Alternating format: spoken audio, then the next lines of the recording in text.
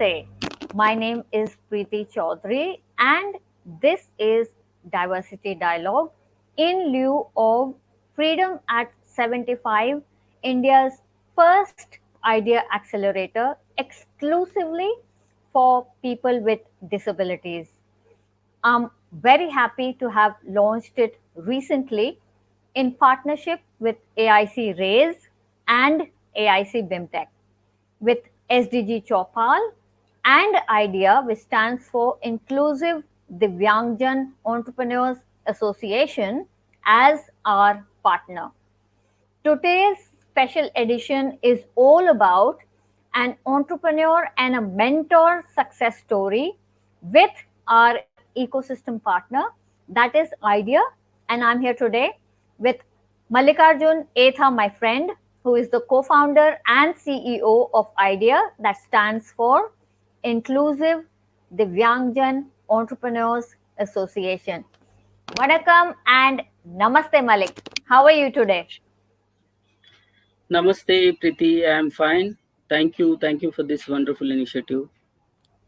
Thank you very much. And Malik, my dear friend, let's dive straight into this conversation. And just very quickly for the audience that's tuned in here today, today we are going to be talking about inclusion and equity, especially from the point of view of people with disabilities, with somebody who's a very strong advocate and also from the community, who's done yeoman's service to this cause in the last 20 odd years.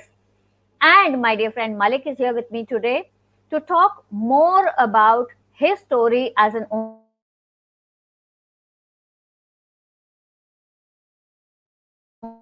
entrepreneur.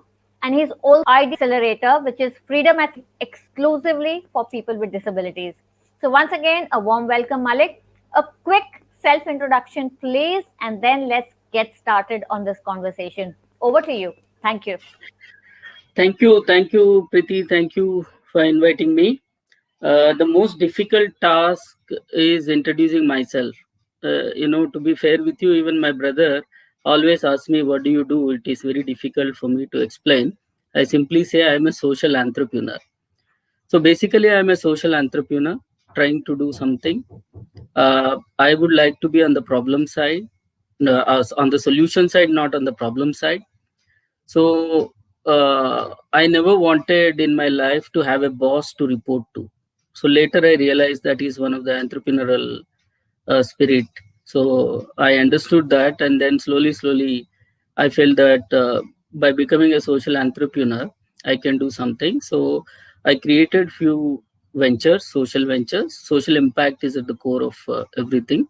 In the skills and livelihood segment, I'm also very closely associated with the fair trade movement in India. We are building this movement, and also the latest initiative of IDEA, wherein we are creating an ecosystem. So basically, simply to say, I am a social entrepreneur. I don't know how far our friends will understand, but those in the social sector, sometimes we call all of us as a mad people, make a difference people, like you, having all those things, but at the same time, be the change that you want to see in. Thank you so much, Malik. Absolutely wonderful introduction. I think it is best when people actually introduce themselves because other people cannot do justice for how we feel and what we do in our life. So, thank you so very much for telling us a little bit more about yourself. But very quickly, to understand and go behind the basics of all of it, could you please help us understand a bit more of your background, where you're from, the kind of family that you belong to, and a little bit of that growing up journey wherein you sort of internalized and realized a lot of things as a child, as a young growing adult. So please take us through that journey. Over to you, Malik. Thank you. Yeah, thank you. So I'm basically born in a small place in Andhra Pradesh called Kurnool. So my journey from Kurnool city to New Delhi is what is my journey till to date. So after my graduation and post graduation from a middle class family, always I read something in the newspaper about, if you want to change your life, and if you want to see your ideas to put into place, there is one place in India, that is Jawaharlal Nehru University. It was a Telugu magazine full page article when I read when I was in graduation, and that is where I decided, if this is a place where everything can happen, so I should be at that place. So that is where my journey from a small city in Andhra Pradesh to Delhi happened for my MPhil and PhD. Like any individual, I do have a lot of aspirations and dreams, but at the same time, uh, how to do that, what to do that was a dilemma. So always we used to challenge. I had been a topper in my academics, and even when I entered into JNU, I had been a topper, and we wanted to become a good scientist of international, stature.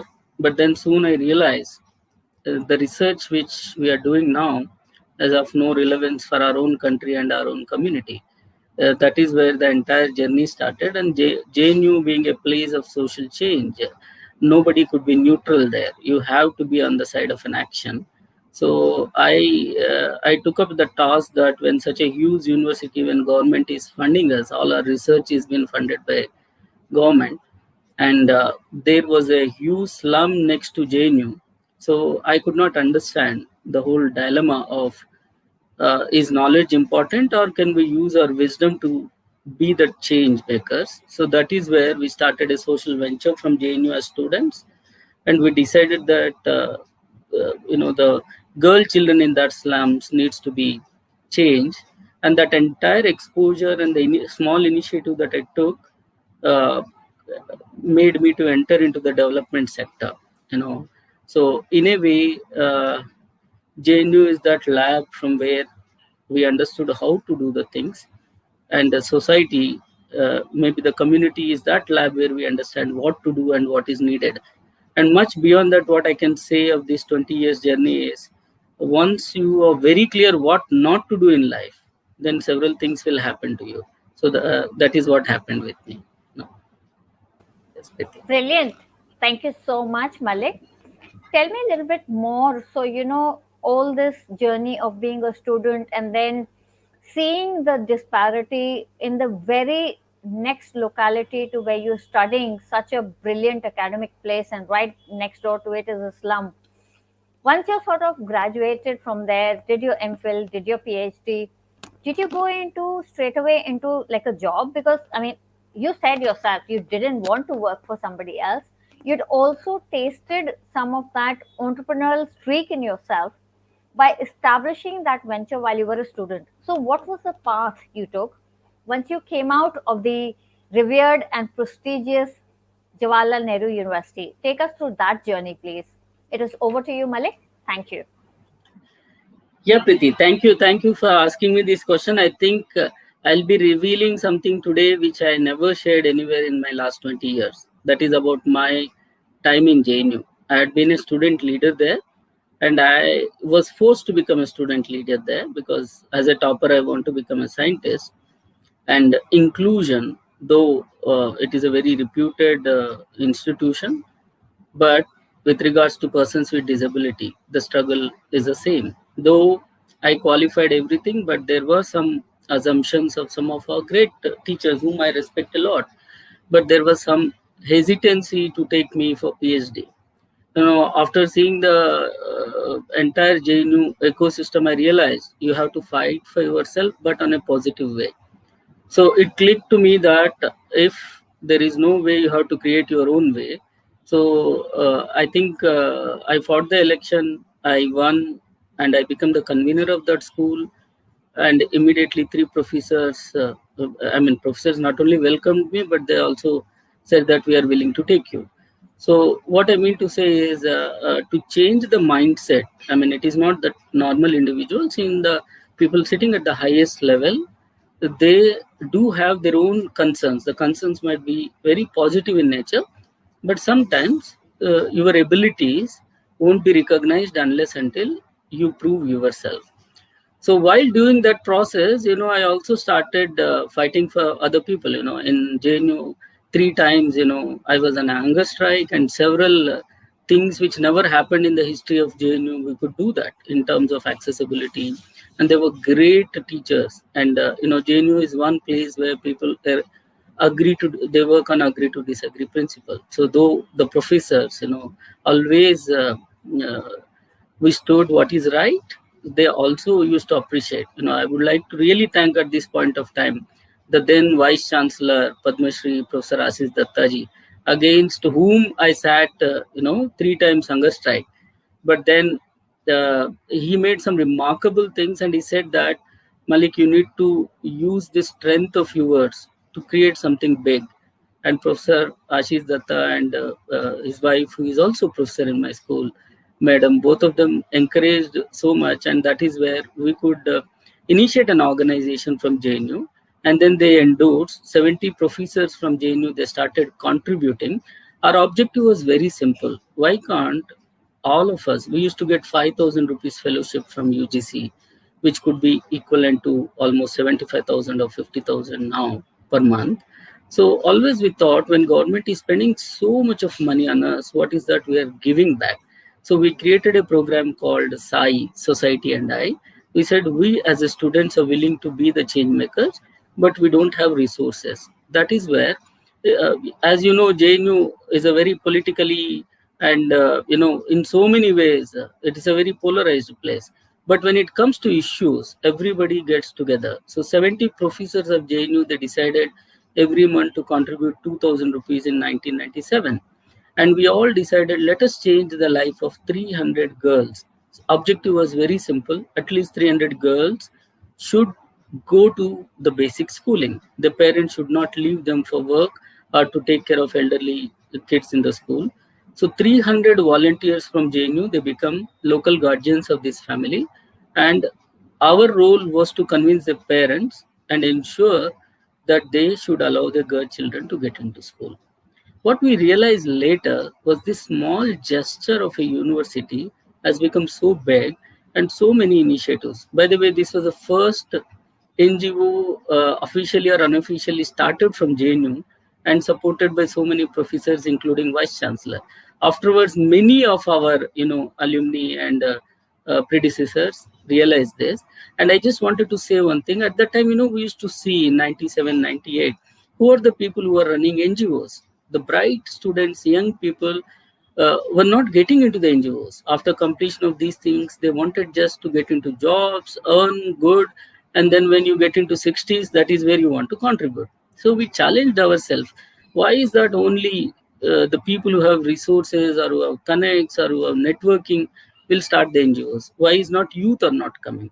So we took up that challenge and created this institution, and now the entire ecosystem changed with the startup system being there. The youth are going to play. So this is my firm belief that youth will can become, the energy of the youth, if they can be channelized in a right direction, miracles can happen within no time. Absolutely right, Malik, my friend. It is absolutely rightly said. And just for some statistics, India is a country of youth. So many people under the age of 35 in this country at the moment.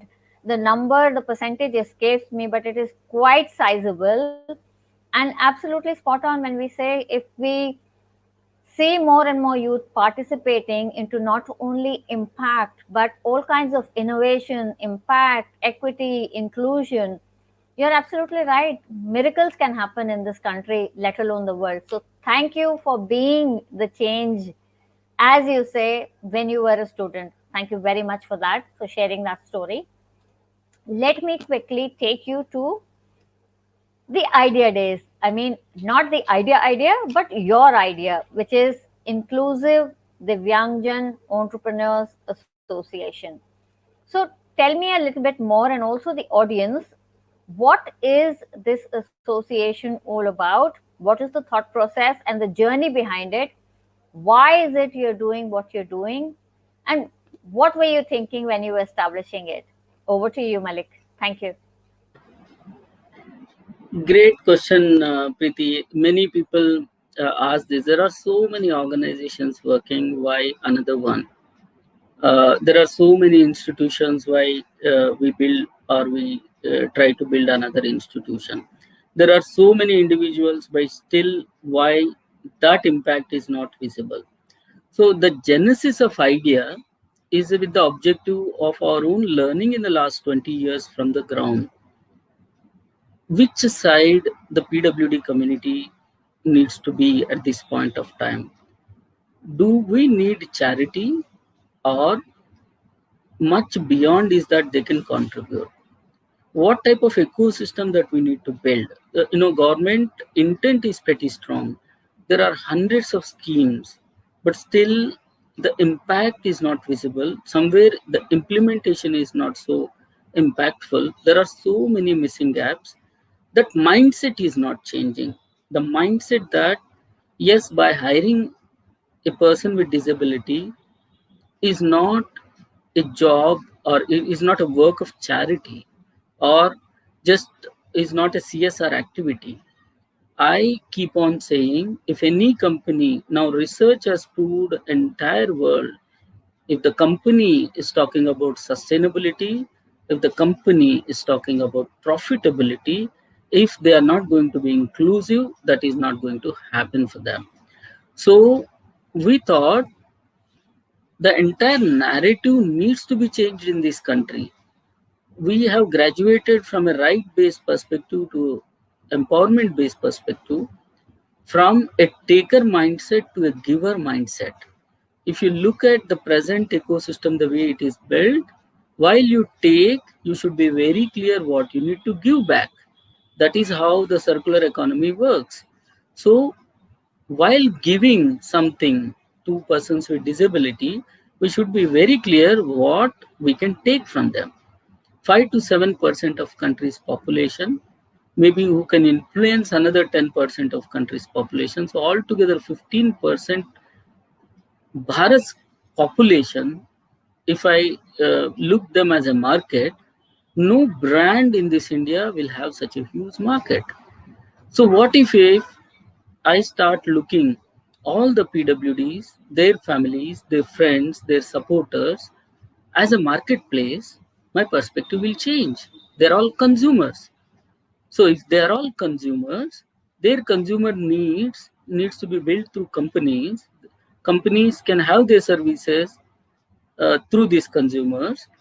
So an ecosystem need to be built, which is going to build this narrative that, look, your investment. I'm using the word investment. No charity. I mean, trade not aid is should be our philosophy. Aids, free subsidies, time has gone, and we have seen that.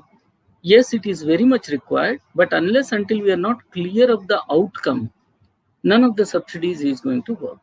At the same time, the country is at the par very soon, as Dr. APJ Abdul Kalam ji said, 2020 onwards, countries uh, entire dynamics is going to change. It is going to become Vishwaguru.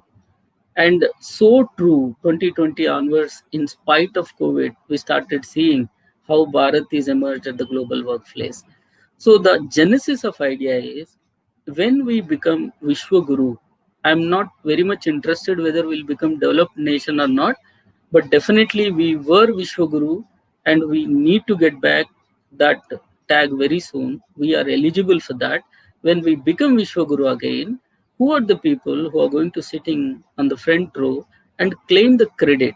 I would like to see some of the Divyangjan, some of the women, some of the people from the marginalized communities. It is not only 30, 32 billion years or industrial years who are going to shape up this world. It is those millions of people who are going to be the torchbearers. So can we create an ecosystem? Can we create a body like CII FICCI for Divyangjan? Can we talk about entrepreneurship, business as a core of it? This was the idea on which we work. There are several organizations which are part of it, and it's a mission. And inclusion being at the center point of it, we want to showcase to the world that yes, it is very much possible. The way that Several other confederations have been formed. If once this ecosystem is built in a right way, uh, the contribution, the World Bank study says that if we can actually link up all these PWDs through economic activities, 5 to 7% of national GDP they can contribute through their, if they all get into the economic activity. So that is a thought process with which idea has been formed, with a vision that in next 5 years we should create an ecosystem of 5,000 Divyangjan entrepreneurs in this country. Over to you, Okay, Pratim. thank you so much. And what a brilliant and noble thought, Malik. Absolutely right. The days of charity are gone. The days of investment are here, because there's definitely a lot more to people with disabilities than just candle making or paper bag making or agarbatti sticks making and all the rest of these kind of sort of low skill jobs, because there is a plethora of talent that I see around myself and you see on a daily basis. So absolutely spot on with that.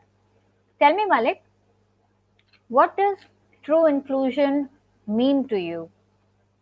And please tell me, not from the standardized dictionary meaning, but from your own lived and observed experiences. What is true inclusion to you as a person? Over to you.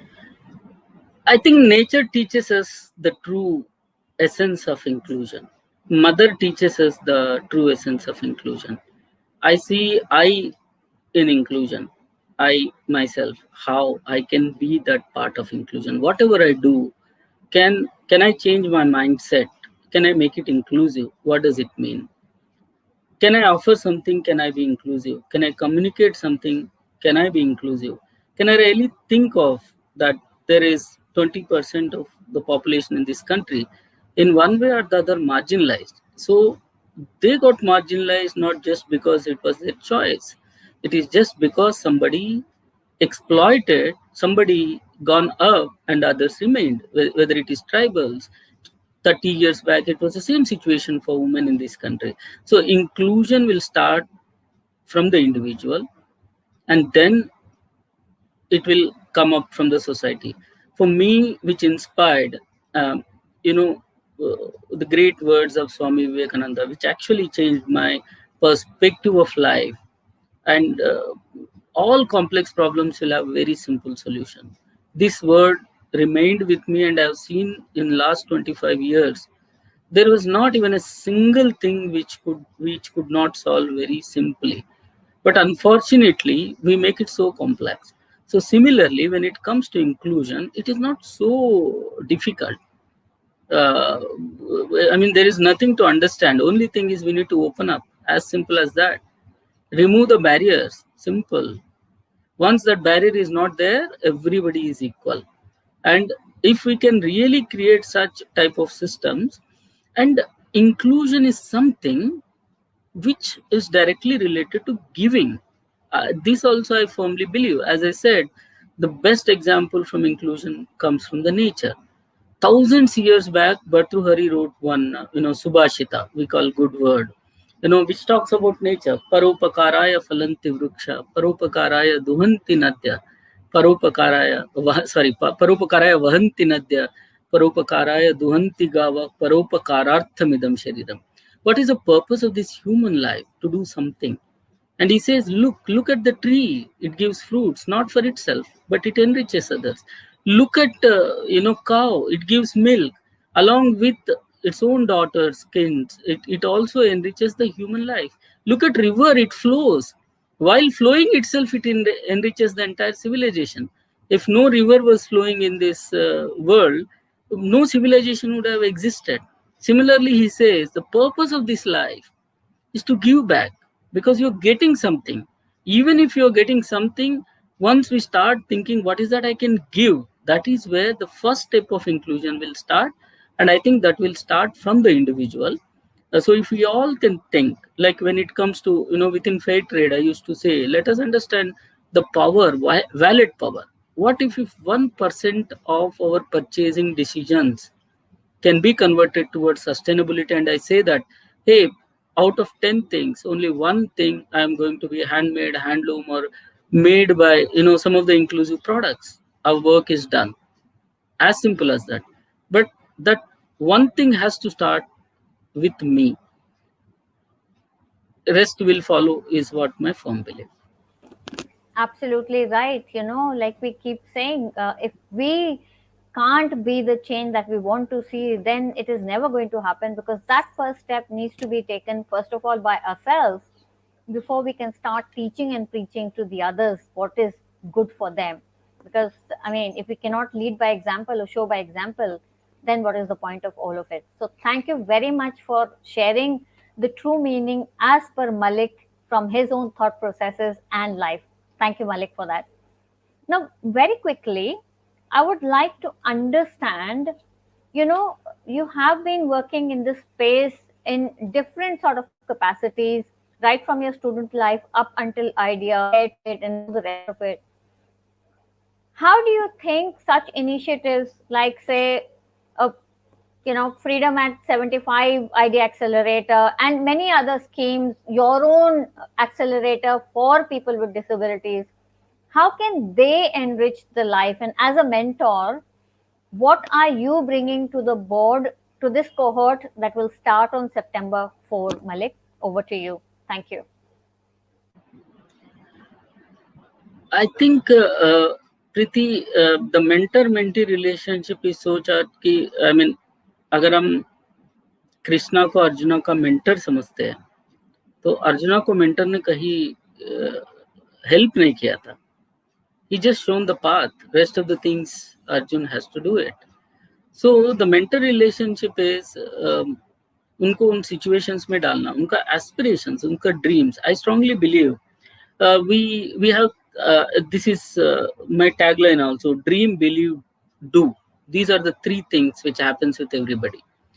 Rarest of rare हम में से ये तीनों characteristics रहने वाला है. जो dreamer होगा वही बिलीवर होगा, वही डूअर होगा. लेकिन जब ऑर्गेनाइजेशंस या एंटरप्राइजेस हम बिल्ड करते हैं, doers might be somebody else. It is your dream, but sometimes somebody else is doing better than you and take it to the next level. See any examples in the corporate or cooperative world. This is what happens. So as a mentoring process, the first thing is, I think, this social dreaming. I mean, I'm using the word social dream rather than dream, because everybody will dream. How our dream is different from others, that has to be integrated with some of the societal problems or some of the challenges. So while all these ideas they are implementing, I also would like to see, as a social entrepreneur, what problem they'll be addressing much beyond them. It could be a no plastic initiative. It could be anything, but they should also contribute back. If nothing else, they can even contribute back by saying that, okay, as my turnover goes on, this is my pledge to do the plantation so that I take care of my mother nature. So as a conscious citizen, an entrepreneur also needs to think about, as my journey goes on, what are the pledges or what are the giveaway points for me where I am going to contribute. So I think in that scenario, you don't need any corporate social responsibility to do it. It will be integrated in your own business. I also would like to see some of the fair and sustainable practices when I do business, ethical practices when I do businesses. And now the time has come up and shown in the digital economy, fairness is possible. Fairly also you can grow in your life. There is no need to cheat and still that is the only way. There are many fair ways to get into it. If these fair traded practices can be recognized, if that becomes a niche, there is a segment which is going to encourage them. So also would like to see that while I grow, I need to handle somebody else. If nobody is there, if I got a mentor, I need to become a mentor to someone, is the philosophy that I would like to bring in. So while my business from X to 10X it goes, I should also have the capacity to support a small business idea which may come on my way. So these are the three things that I think in this cohort, definitely they are going to add. And most of these things, experiential learning, there are a lot of wisdom which is available. Rather than knowledge based products, if we can start working based on the wisdom and based on social impact, I'm sure wonders can happen and each venture could be a successful one. Yes, Priti. Thank you so much, Malik, for that. And Malik, at this point in time, I would really like to know a bit more about some of the other initiatives and ideas that you're involved in, whether it comes to inclusion, whether it comes to sustainability, whether it is fair trade or anything else. How is it, apart from idea, that you are being able to create an impact and also be inclusive at the same time? Please share with us, because if one person can be a part of multiple initiatives and make such a difference, imagine if the corporates were to pick a leaf, how much of an impact can we create in the entire India Inc. or Bharat ecosystem? So, my dear friend, please enlighten us. Over to you. True, Priti. So I firmly believe another thing, your net worth is no more important, but your network is. So network is very, very important. If we start understanding how to build this network, a lot of things can happen. uh, I'm passionate about working with the marginalized communities, and I see that the huge scope. If as an individual they can't do, but as a collective force, they will be able to do many things. So, as I said, we are building fair trade movement in India. We are working with almost, as part of Fair Trade Forum India. I am president of that network as well. We have 105 fair trade companies, and they are directly working with 500,000 artisans, out of which almost 65% are women artisans, and these products are exported to almost 70 different countries and Indian markets as well. Their firm belief is the marketplace has to be fair.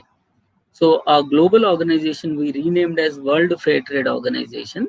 If you see, there is only one word which we put inserted with the WTO, that is WFTO, World Fair Trade Organization. We said business is omnipresent, so nobody need any aid. You just give the business opportunities. Rest of the things will be taken care. So we have these 10 fair trade principles through which this is done. Similarly, we work, personally, I work with some of the tribal communities, some of the self-help group methodologies. I'm passionate about women empowerment and firm believer that inclusion, the first, when I talk about inclusion also, I'm not talking about only persons with disability. I'm a firm believer inclusion itself has to be inclusive, it can't be exclusive.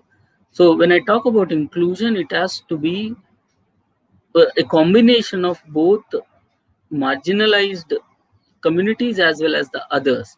A combination of a startup, like if I think on a startup lines, the co-founder could be anybody. Why can't, I always ask myself, when startups are looking for funding, we are on the path of actually thinking, why can't we create a fund where we say that, okay, you come with your idea, we will fund you, and let Divyangjan entrepreneurs create this fund and they'll become the co-founders of it.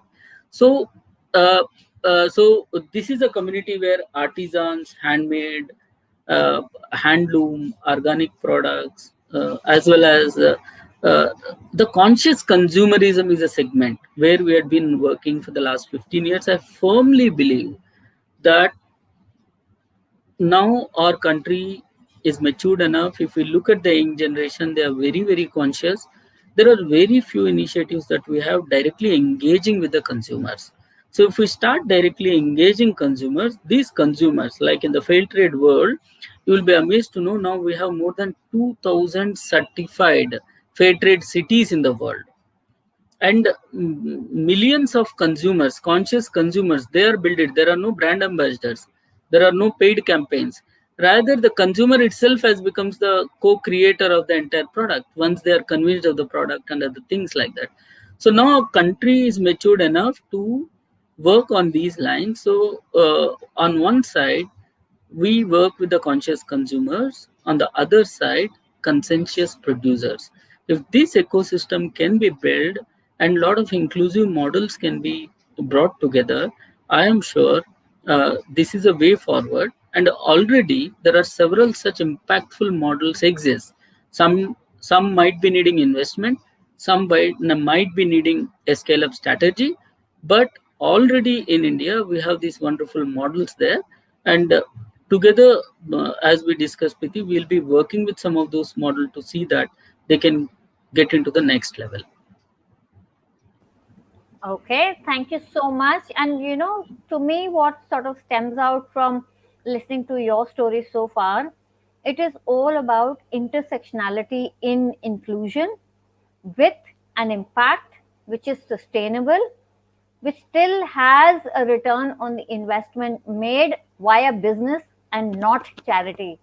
So, absolute, well thought through, and the right thing to be doing, because at the end of it, nobody likes to receive charity. All that people want is an ear, somebody that can help and take them along as a mentor, as a market, as somebody that can create a difference in their life, and that's about it. So, absolutely right. And I'm so enthused to be listening to your story, my dear friend Malik.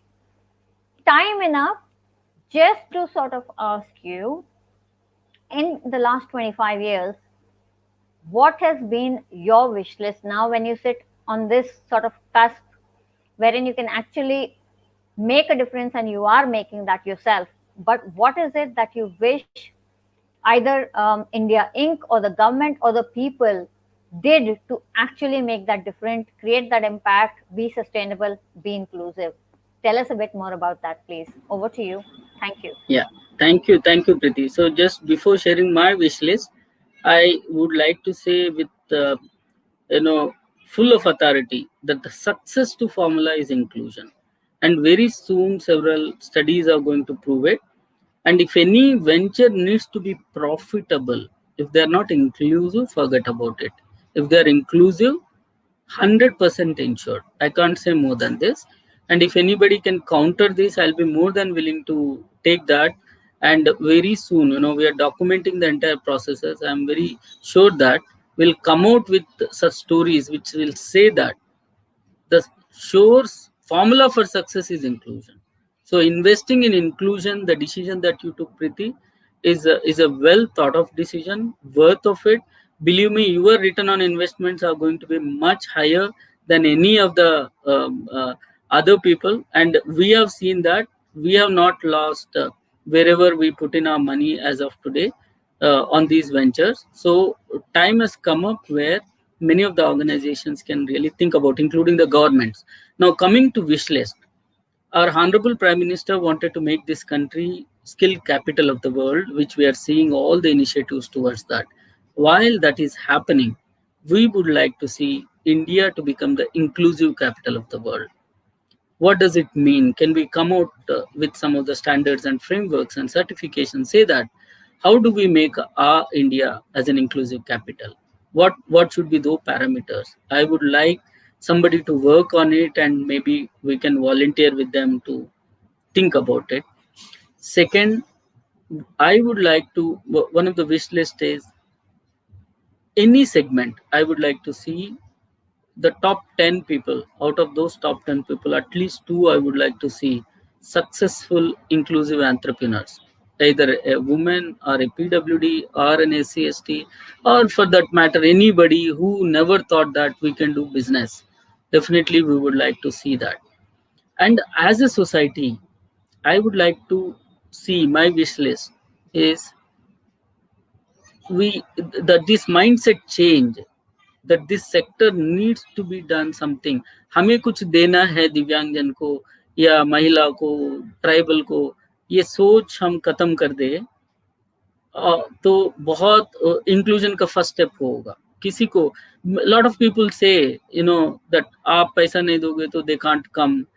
These are all myths. Understanding what people want, if what we can give is to build their self-esteem, tell them that there is immense potential within you. You are the person who is going to make impossible as I am possible.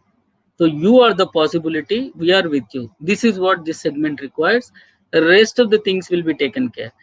जिस दिन इस देश के बड़े बड़े industries social entrepreneurs, startups, academic institutions, government bodies, NGOs will start following this framework and start identifying and create their own definition of inclusivity and pick up a segment where they work and say that I mean, this year we are celebrating Amrit Mahotsav. This is 75 years. 75 freedom at the rate 75 is the entire initiative. Why this initiative? So maybe this year should be that year for us where our next 75 years journey can be decided.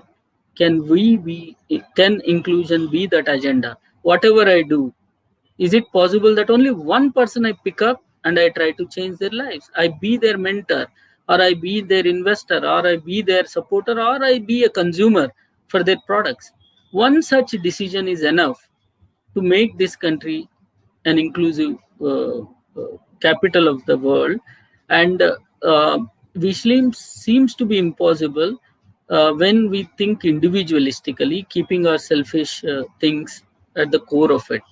But it becomes very, very easy when we think as a society and community, and we say that no, this is my responsibility to do it. And believe me, if we take this thought process to younger generations, there lies the real hope, and I'm very hopeful that next 10 years, the type of consciousness which is coming among the young generation, this country is going to be inclusive, and many more champions uh, we are going to see, and we are going to see their great stories and inspiring stories as well. Yes, Preeti. Thank you so much, Malik.